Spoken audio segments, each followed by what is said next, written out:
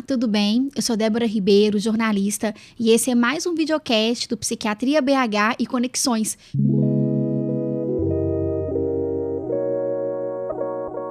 Olá, tudo bem, gente?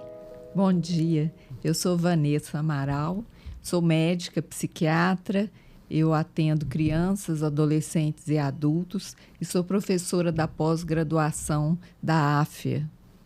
Muito bom, doutora. Obrigada, viu, pela sua presença. Doutor Alexandre, tudo bem? Tudo bem, Débora. Eu também sou psiquiatra, trabalho com Vanessa no Psiquiatria BH e também sou professor de curso de pós-graduação e graduação médica, na área de psiquiatria. Sim, muito bom. E a gente hoje tem um tema, muito importante, que é o Setembro Amarelo. Queria que vocês começassem falando sobre a importância das campanhas de conscientização com relação ao suicídio. Esse tem sido um problema, tem cada vez mais discutido nas sociedades contemporâneas. Não é um tema novo, isso faz parte de sermos humanos, Esse é um evento que pode acontecer, na raça humana, mas os desfechos desse evento são trágicos, Não só para quem se vai, mas também para quem fica. Então, são situações que a gente tem que estar muito atentos em relação à identificação, de pessoas que estão sob risco, para que a gente possa, e aí todos, exercermos um papel de proteção a essas pessoas, Então, não só os profissionais de saúde, e saúde mental, que atendem geralmente essas pessoas, mas profissionais de saúde como um todo, Em todos os níveis de atenção, devem ficar atentos a esse problema. E, eventualmente, a gente pode falar também de como as pessoas podem ficar alertas às pessoas que convivem com elas, assim, terem um momento de atenção, assim, no sentido de frases, coisas que as pessoas estão fazendo e atitudes podem estar indicando que a pessoa está desistindo da vida. Então, isso é importante a gente estarmos alertas para isso. Com certeza, vamos reforçar sim. E antes da gente começar a gravação, nos bastidores a gente estava conversando e falando de uma situação, que foi noticiada ontem, o cantor Bon Jovi, que salvou uma pessoa, que estava numa ponte e estava pensando ali, em desistir da vida, e pular daquela ponte ali naquele momento. Então, é isso que você falou, doutora Alexandre, a gente está atento ali aos sinais, aos comportamentos. Quais seriam, doutora Vanessa, esses comportamentos que a família, as pessoas próximas, os amigos, as pessoas do trabalho, da família podem observar e tentar ajudar essa pessoa, antes que ela tome uma atitude desesperada, como essa? Então, muitos familiares, eles sempre têm essa preocupação, de o que eu posso fazer, para identificar que um ente querido, está com esse pensamento ou com esse risco de suicídio. O que a gente consegue observar é que, geralmente, o paciente deprimido, ele começa com um isolamento social, Ele começa a não sair de casa, a ficar muito quieto, para de conversar, até mesmo de fazer coisas em casa. Ele geralmente fica muito no quarto, muito acanhado, ele deixa de fazer as coisas que antes ele tinha prazer em fazer, E alguns sinais quando a pessoa também começa a tomar, às vezes, algumas decisões. Por exemplo, já tive paciente idoso que, depois de perder a esposa, ele ficou assim, mais inibido, sem sair de casa, deixou de fazer as coisas que ele gostava e, de repente, ele contrata um advogado para fazer um testamento, Um testamento, isso. Vou gravar. Pode seguir. 1, 2, 3... Ele contratou um advogado para fazer o testamento dele. Então, isso chamou a atenção do filho, Por que meu pai está querendo fazer o testamento, E aí isso levou eles a buscarem atendimento, E na consulta, a gente realmente identificou que ele estava tendo pensamentos, de acabar com a sua vida. Muitas vezes a família também tem medo de perguntar para o paciente, sabe? Se ele está pensando no suicídio. O medo da resposta, Assim, tem um medo também de induzir, de achar que fazer essa pergunta vai estar induzindo. E não, na verdade, a gente orienta que você deve perguntar Assim, o que está passando na sua cabeça? Né? O que você tem pensado ultimamente? Né? Por que você está tão isolado? Né? Qual que é o motivo da tristeza? Né? Se existe ou não? Né? Muitas vezes vai se tratar de um quadro depressivo, né? De um transtorno de humor, por exemplo, que é genético, né? Que é endógeno. Então, precisamente não há um motivo aparente. E outros casos, geralmente, vai estar ligado a coisas que a pessoa vivenciou, perdas, né? Alguma situação de vida que leva a pessoa a entrar num quadro, né? De desespero, de apatia, de desânimo, né? De perda da vontade de viver. Sim. E, doutora Alexandre, quais frases seriam essas, né? Que geralmente as pessoas começam a soltar ali e que pode ser um sinal de alerta, né, para quem está próximo. Isso é importante, Débora, porque isso independe da profissão da pessoa, né, da profissão, a gente identificar isso. Então, as pessoas são mais cuidadosas com os outros, são mais observadoras, elas percebem isso com mais facilidade. Então, frases que indicam que a pessoa está desistindo de viver, que está perdendo o vínculo com a vida, né? E essas são as frases realmente que nos ajudam a desconfiar de alguma coisa. Então, frase do tipo, eu vou desistir, não vale a pena viver, isso é muito pesado, eu sou um fardo para as pessoas, né? Não vale a pena mais estar por aqui, né? Então, são frases que podem indicar realmente que a pessoa não está bem, né? Por uma situação, como a Vanessa colocou, de alguma situação, enfim, perdas de natureza concreta, às vezes, ou mesmo simbólicas, né? Uma pessoa, por exemplo, que perdeu um emprego, né? Ou foi demitida, ou eventualmente teve alguma questão ligada a um ferimento narcísico, né? Assim, levou um choque, uma mudança de vida drástica, perda, às vezes, financeira de vida, né? Status de vida, etc., que são muito valorizados hoje. Então, são situações que podem gerar um grau de sofrimento e levar a pessoa a desistir, né? Às vezes, a pessoa também... uma frase que eu escuto muito é assim, eu não tenho mais nada o que fazer aqui. Então, eu gosto de tentar pegar alguma coisa que vincule o paciente ainda na vida, né? Então, por exemplo, a sua ligação com seus filhos, com seu marido ou com o seu trabalho, né? E muitas vezes a pessoa fala assim, não, mesmo que tenha filhos, que tenha entes queridos, eles falam, não, eles vão ficar bem sem mim, eles vão sofrer um pouco, mas vão superar, né? Não tem nada que me prenda aqui mais. Então, realmente são frases de perigo, porque mostra que realmente a pessoa desvinculou-se da vida. Eu acho que essa desconexão com a vida é que geralmente aponta para essas questões, sim, né? Sim. Então, as coisas perdem o sentido, né? Não faz mais sentido para a pessoa estar ali, mesmo com toda uma construção de vida mais ou menos organizada, né? Sim. E é possível reverter essas situações com ajuda médica, psiquiatra, né, com medicação, terapia. É possível fazer com que essa pessoa volte, né, a se conectar, né, e ter essa vontade de viver de novo? Esse é um desafio, né? Isso que a gente tenta, né, como profissional de saúde, né, de certa maneira. Tem alguns casos que são muito desafiadores. Esse que Vanessa falou, em que a pessoa está já com uma ideação muito fixa relacionada com isso, né? São casos de muito desafio e muitas vezes as pessoas têm realmente um transtorno mental associado. Na maioria das vezes, as pessoas que se matam têm um transtorno mental associado. Em geral, os transtornos de humor, né, são os mais comuns, tipo depressão, né, bipolaridade, mas também dependência química é um transtorno que está muito ligado a suicídio, né, ideação suicida. Transtorno de personalidade borderline. Isso, alguns quadros, né, em que as pessoas têm um perfil mais, digamos, impulsivo na relação com as pessoas e com o mundo, né?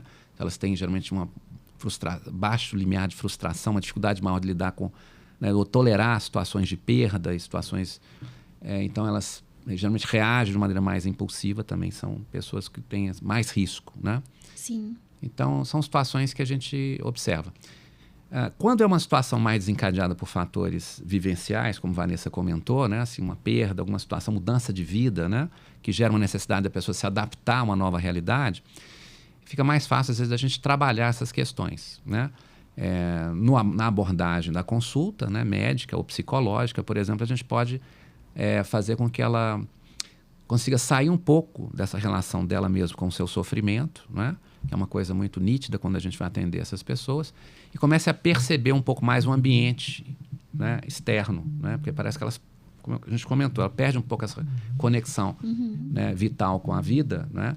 A ideia nossa é, a partir da fala dessa pessoa, colocá-la para falar, refletir sobre as conexões que existem ainda, buscar um pouco essa reconexão, né? E, claro, vão ter algumas pessoas que vão precisar de tratamento farmacológico, né, Vanessa? Sim.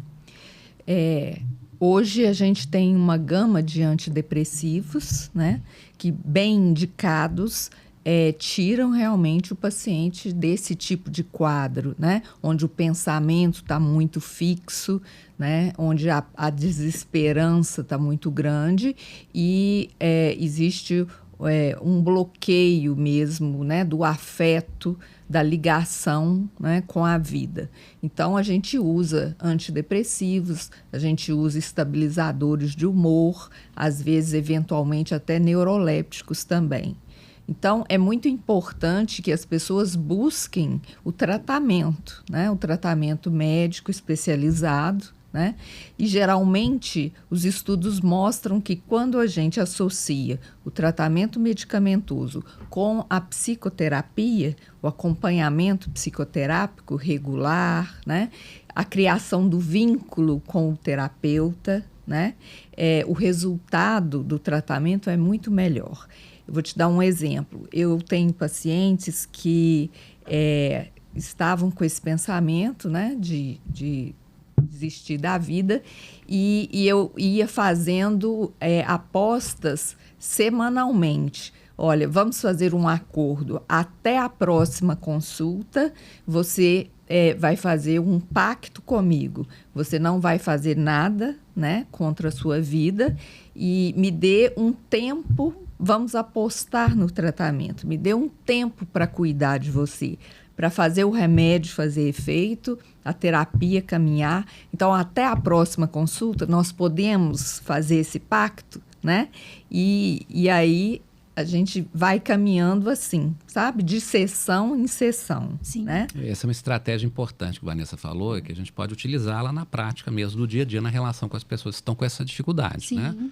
Porque a gente precisa de um pouco de tempo para que a pessoa possa rever a sua posição e, às vezes, inclusive, dependendo, né, da origem desse quadro, se tem um quadro depressivo realmente mais grave, realmente a medicação poder fazer um efeito ali para tentar melhorar o estado de ânimo, né, o estado do humor da pessoa, ou seja, melhorar a sua percepção de vitalidade. Essa aqui é a questão que eu acho que a medicação tem um efeito importante, né?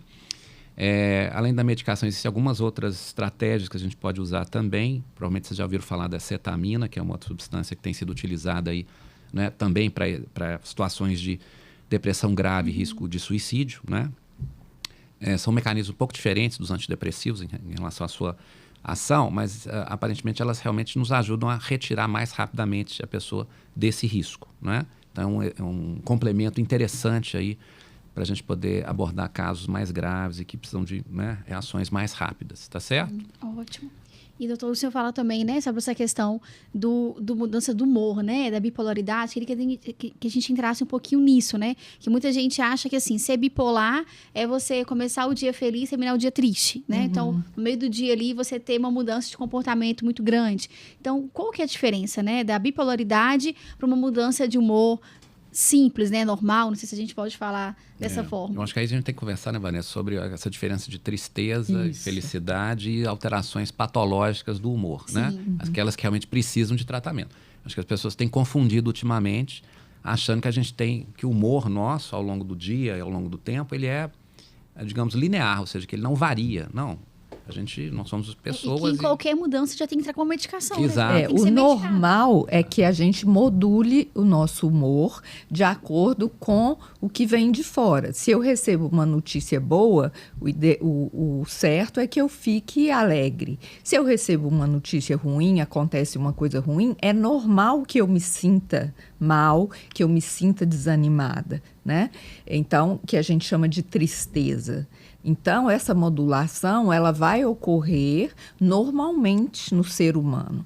O que acontece hoje em dia é que as pessoas não estão tolerando o sofrimento, né? Elas estão com um limiar muito baixo à frustração, né? Então, qualquer coisa que você recebe um não ou que você não é atendido na sua expectativa já causa uma frustração muito grande e uma prostração, né? Então, aquela vontade de vencer, de lutar, de batalhar, ela se perde. E as pessoas buscam o caminho mais fácil, que é o quê? Vou tomar um remédio, né? Eu me lembro quando saiu um dos primeiros antidepressivos no mercado, né? Que é o Prozac. Ele foi vendido, né, como uma propaganda de a pílula da felicidade, né? E muitas pessoas buscavam no consultório assim, doutor, eu vim aqui porque eu quero tomar aquele remédio da felicidade, né? E a gente ri até porque os antidepressivos, eles têm os benefícios, mas têm malefícios também, têm efeitos colaterais, né? Então, muitas vezes, vai pesar até mais o efeito colateral e, mesmo assim, a gente tem que insistir com o paciente para ele tomar até sair do quadro depressivo, né? Então, tem as indicações da medicação na hora certa e no quadro certo, né? Não pode banalizar, né? Exato. Esse consumo, né? Agora, o transtorno de humor mesmo, né? Talvez o Alexandre possa falar um pouco. Aí já se trata de uma patologia psíquica, né? E não é uma coisa que todo mundo vai ter, né? A gente sabe que, eventualmente, pelo menos uma vez no ano, a pessoa pode apresentar algum grau de humor depressivo durante um ano, né? Que é diferente de um quadro de depressão. Exato. E diferente de tristeza, né? E bipolaridade. Exatamente. Quando a gente está triste, a gente fica realmente com o humor mais para baixo, né? Pensamentos um pouco mais negativos, esperançosos, energia baixa, mas a gente reage. Então, então, a tristeza é uma oscilação normal do humor que a gente consegue reagir. Hoje a gente não está bem, mas amanhã a gente acorda melhor, né? Vai tendo outras notícias, vai digerindo aquele problema, a gente vai recuperando, né? Agora, a gente está com um problema também, que nós vivemos numa sociedade do sucesso, né? Então, esse é um problema que a gente tem que administrar. Todo mundo tem que ter sucesso, dinheiro, fama, todo mundo tem que estar aparecendo nas redes sociais, não é isso? A gente está conversando hoje aqui para tentar passar um conteúdo que seja importante para as pessoas e tal. Todos os projetos têm que dar certo, né? Tudo tem que dar certo. Então, assim, fica impossível você não entrar numa frustração ao longo do seu processo, né? Então, nós temos que ser um pouco céticos também, né, em relação a essa questão desse ideal de sucesso que todo mundo vai chegar lá, que todo mundo tem condição, todos somos capazes, né? Tem um pouco essa linguagem que todo mundo é capaz de ter sucesso, né? Mas não é bem assim, não é?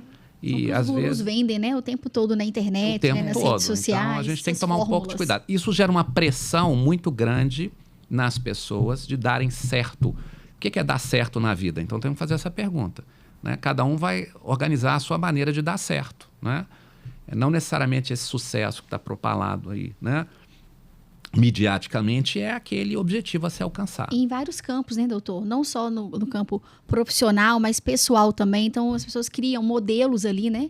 E todo mundo tem que se encaixar, né? Nessas caixinhas. E quem não entra, fica achando que, né, que não é bom, certo, né? Exatamente. Porque esse meio do sucesso também é muito duro. É um meio difícil, né? Muito disputado, né?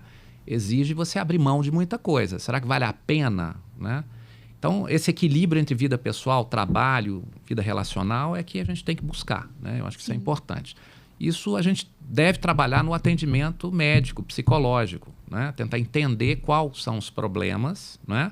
O que gerou aquela dificuldade, aqueles sentimentos de desvinculação com a vida e trabalhar isso com o cliente, com o paciente, né? Avaliar, porque ele tem um papel ativo na identificação, na construção e na saída dessa situação. Sim. Nós, profissionais de saúde, estamos lá para ajudá-lo a fazer esse movimento, né? Mas a gente precisa estimulá-lo a fazer essa reflexão, né, ativamente, junto com, né, na terapia, por exemplo, no atendimento de crise, e muitas vezes com a medicação, ajudá-lo, né, a reverter um pouco esse processo, repensar a sua vida, reavaliar os valores, muitas vezes discutir projetos de vida novos para essas pessoas, né? Como é que elas vão se reposicionar para que elas possam estar melhor com elas mesmas, não é isso? Acho que E as pessoas normalizam tanto isso. Eu mesma vivi recentemente, tive uma notícia muito triste, que me deixou muito triste. E aí eu passei um final de semana mal. Na segunda-feira eu tô assim, será que eu tenho que procurar um psiquiatra? Porque a gente começa a achar que, né, você tem que estar sempre bem. Um dia ou dois que você fica ali, né, mais para baixo, exatamente sem energia, né, querendo ficar mais recolhida, você já acha que você tá começando a adoecer e que você tem que entrar com uma medicação. E aí eu falei, não vou fazer isso. E aí 2 a 3 dias depois eu fui me recuperando, foi passando e eu tô ótima e não preciso. Não precisei entrar com nenhuma medicação nesse momento. Não que a gente não tenha que usar, claro que é super indicado, né, para os casos que são necessários. Mas hoje é assim, né? Qualquer dor que a gente sente, a gente já acha que tem que começar a se drogar, né? Como que a gente avalia se deve ou não entrar com uma medicação? Né? Isso é uma pergunta também muito importante. Então, geralmente, a pessoa que começa a ter essa baixa de energia, uma fadiga, um cansaço, essa ideação de ruína, né, pensamentos de desistir da vida e falta de energia, às vezes falta de apetite, mudança no sono, né, ou com insônia, ou então uma hipersonia, né, dormindo dia e noite, e isso começa a se arrastar por semanas, né? Aí a gente vai identificar que aquela pessoa está caminhando, então, para entrar num quadro de depressão realmente, né? Então, quando é o momento de entrar com o antidepressivo ou com o estabilizador de humor? Quando a gente percebe que os dias estão passando, então, digamos aí, umas 4 semanas, e o paciente, ele não conseguiu sair dessa bolha, né? E tem piorado a cada dia, né?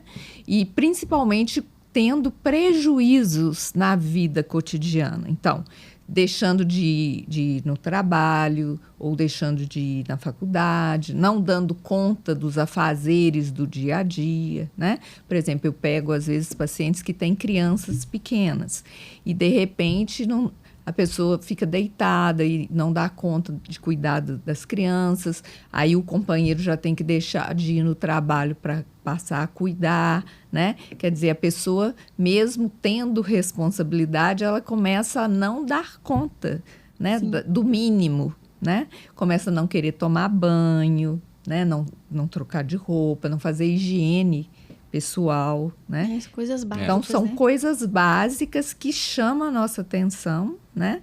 Então, veja que é diferente de tristeza, né?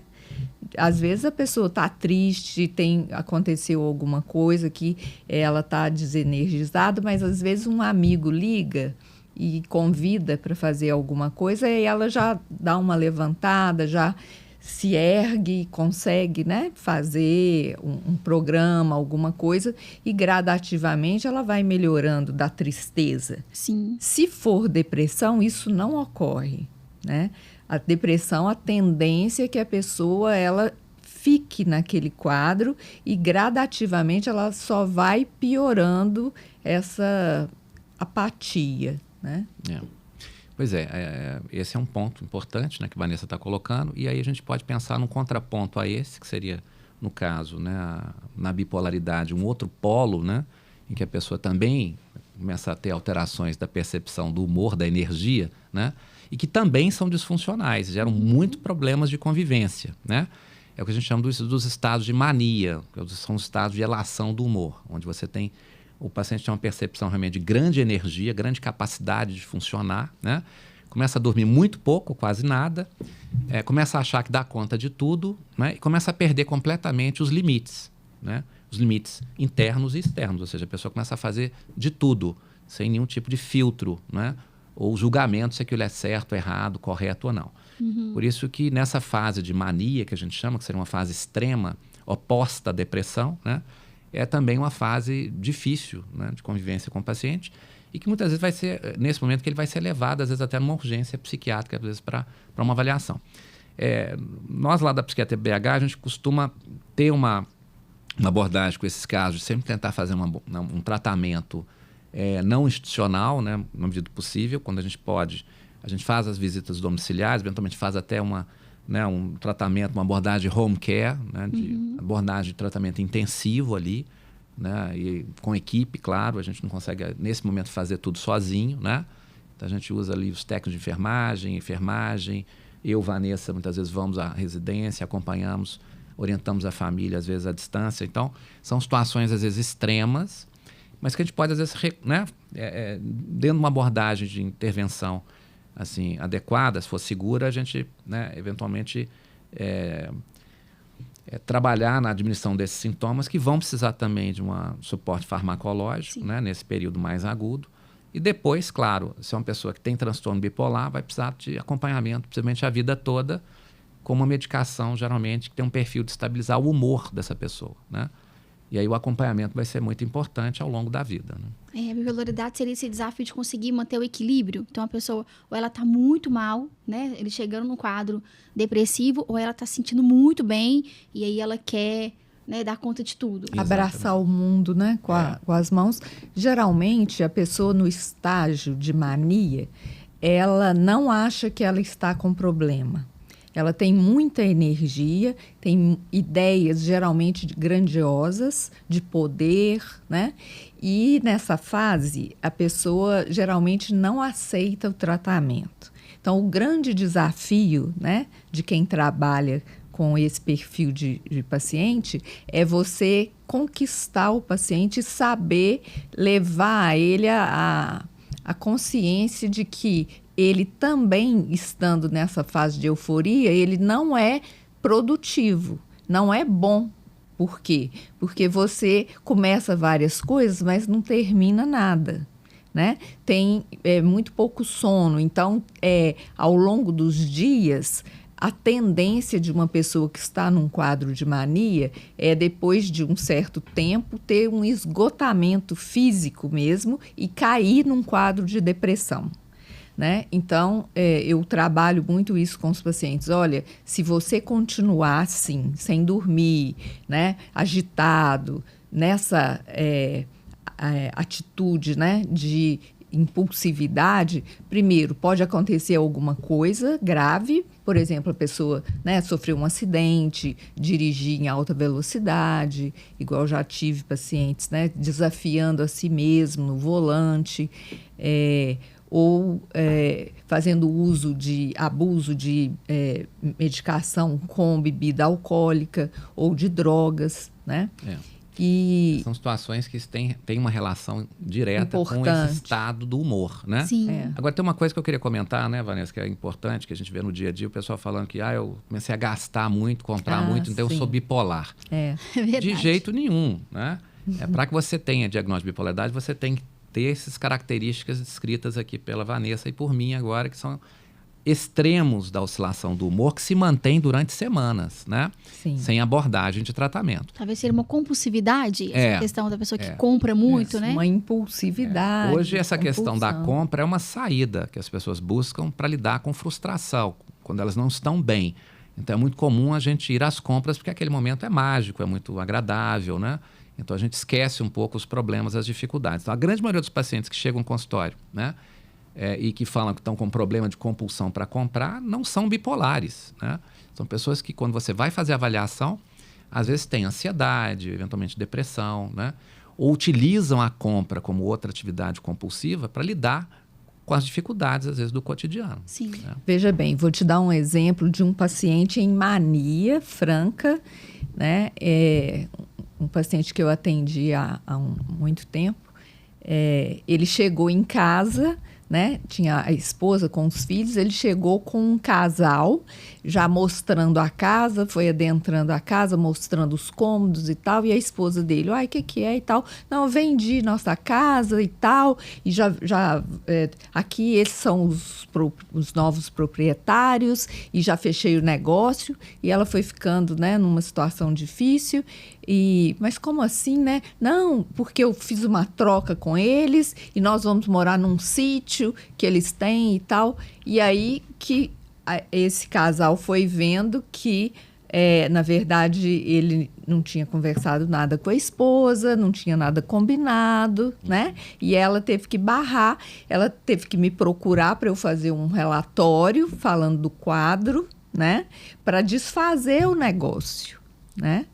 Então, você vê assim, que a pessoa não é uma impulsividade simples, né? De você passar na frente de uma loja e comprar coisas, né? Realmente, a pessoa em franca mania, ela perde a noção, ela perde... assim, tem uma desconexão com a realidade, isso, né? A gente pode dizer exatamente. isso. Então, ela não toma decisões interessantes, às vezes, e coerentes para ela mesma. Depois, no futuro, ela vai verificar, quando ela volta muitas vezes ao normal, né, o estado que a gente chama de eutimia, né, que ela percebe as coisas malucas que ela acabou fazendo, né? Isso gera muito, às vezes, arrependimento. Lembra né? um paciente, Alexandre, E sofrimento, que chegou a Claro. fazer uma doação, Sim. né? Então, exatamente. Então, você... Uma grande quantia de dinheiro, né? E ele simplesmente fez uma doação para uma instituição de caridade, né? E era, na verdade, a economia de uma vida toda para até assegurar a velhice dele, né? E ele conseguiu reverter E a ou gente não? teve que reverter entrando, né, judicialmente, fazendo relatórios. Então, muitas vezes a gente tem que fazer esse tipo de abordagem. Isso, do ponto de vista legal, é possível, às vezes desejável, né? A gente chama de entrar com, né, uma curatela provisória do paciente até que ele possa reverter, né, recompor-se, né, e retomar um pouco aí a relação com a realidade e voltar a tomar decisões com autonomia, né? Ou, às vezes, a curatela é permanente. Pacientes que têm, por exemplo, bipolares, que têm ciclos rápidos, né, que fica nesse polo de depressão e mania, às vezes 2, 3 vezes no ano, por exemplo, porque tem pacientes que mesmo medicados, eles fazem crises, às vezes de menor intensidade, mas as crises vêm, porque essa doença ela é cíclica, né?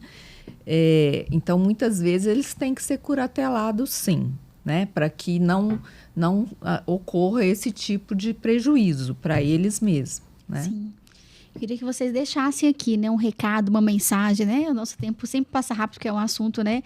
A gente tem muito conteúdo, né, para poder trazer e esclarecer as pessoas, mas em resumo, né? Então, a gente falou aqui, né, sobre a questão do Setembro Amarelo, né, da importância, né, de estar atento, todo mundo, né, alerta aí, e, né, de dicas para isso, mas mudança de humor, né, tristeza, bipolaridade, depressão. Então, eu queria que cada um aqui resumisse, deixasse um recado, uma mensagem para quem está assistindo, para quem vai assistir, de como identificar, né, esses sinais e qual que é o momento de buscar uma ajuda profissional. Bom, o que eu gostaria de deixar de mensagem é que as pessoas realmente fiquem atentas a mudanças de comportamento dos entes queridos, né? Dos filhos, dos pais, principalmente relacionado a pessoa deixar de fazer coisas que ela antes fazia com naturalidade e, de repente, ela começa a ter uma mudança de atitude, né?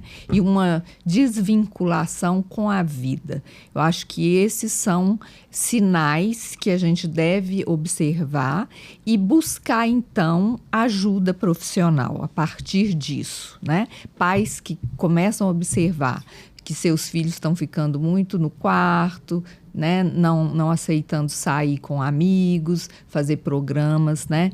Ficando muito acanhados, sem conversar, sem dialogar, né?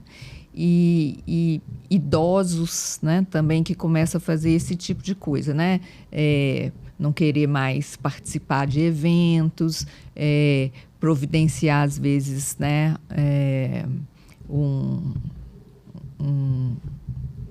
Uma comida, uma refeição, algum momento, né, ali em família.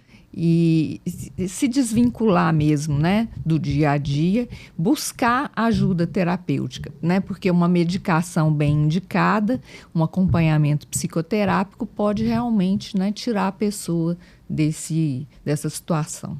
Ótimo. Ok. Bom, eu gostaria de complementar então o que a Vanessa comentou, né, eu acho que é importantíssimo nesses meses de setembro, então, ficarmos atentos aí, né, como as pessoas estão lidando com a vida, né? É sempre um desafio viver, né? Não é fácil, mas a gente sempre tem a possibilidade de nos vincularmos a coisas interessantes, né? É bom a gente saber que talvez a gente tenha duas grandes missões na vida, né? É trabalhar e amar, não é isso? Basicamente são duas questões aí que a psicanálise traz para a gente que são importantes. E como que a gente vai organizar isso de uma maneira que torne a vida interessante, né? E que a gente consiga, então, nos manter vinculados a ela, né? Então, como é que a gente consegue construir bons vínculos afetivos, sociais, né? Manter, assim, uma estrutura de laços sociais interessante, que é um fator de proteção muito importante, né? Do ponto de vista psíquico, desde a infância, né? Termos bons laços e termos retaguarda psicossocial, né? Nós nos formamos enquanto pessoas a partir da relação com os nossos pais, com quem cuida da gente. Isso é muito marcante, né? Isso estrutura a nossa personalidade e a maneira como a gente começa a se relacionar com as pessoas. Então, isso é muito importante.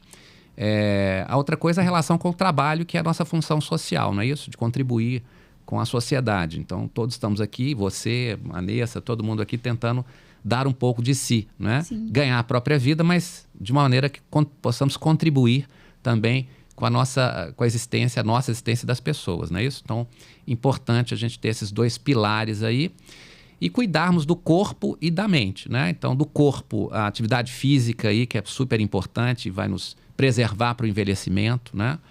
A alimentação, a gente sabe que a gente tem muita oferta de alimentação muito ruim, de baixa qualidade, tudo muito industrializado. A volta às questões básicas alimentares são mais naturais, são as melhores, né?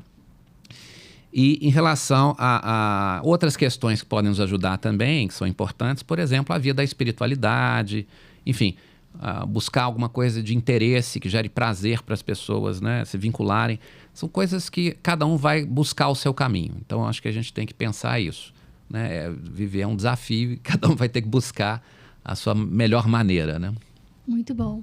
Obrigada, doutor Alexandre. Obrigada, doutora Vanessa, né? Foi mais um bate-papo muito enriquecedor que a gente sempre aprende.